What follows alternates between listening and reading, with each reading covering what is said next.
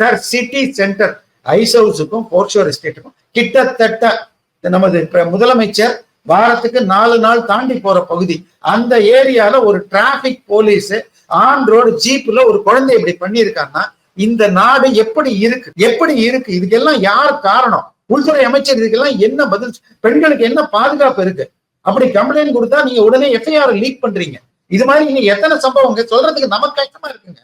என்னமோ நம்ம இது மஞ்ச பத்திரிகைக்கு பேசுற மாதிரி இருக்கு. ஆனா இது எல்லாம் மெட்ராஸ் சிட்டிக்குள்ள மெயின் ரோட்ல நடந்த விஷயங்களாக இருக்குது. இது அண்ணா பல்கலைக்கழகங்கிறது எங்கேங்க இருக்கு? திரு முதலமைச்சருடைய வீட்டுக்கும் ஆளுநர் பங்களாக்கும் நடுவுல இருக்கு. இது மாதிரி ஈசிஆர்ங்கிறது தினமும் பல 100 கார்கள் 1 மணி நேரத்துக்கு தாண்டி போற இடம். அதுல திமுக கட்சி கொடி. இன்னொன்னு போலீஸ்காரன் சொல்றாங்க, அவரு திமுக கட்சிக்காரர் இல்ல, கொடி கட்டினா அவருக்கு இதுல டோல்கேட் கட்ட வேண்டாம், இல்ல பார்க்கிங் அப்படி ஒரு சட்டம் தமிழ்நாட்டுல இருக்குங்களாங்க? அத போலீஸ் சொல்லாமாங்க? என்னங்க இது விளையாட்டா இருக்கா?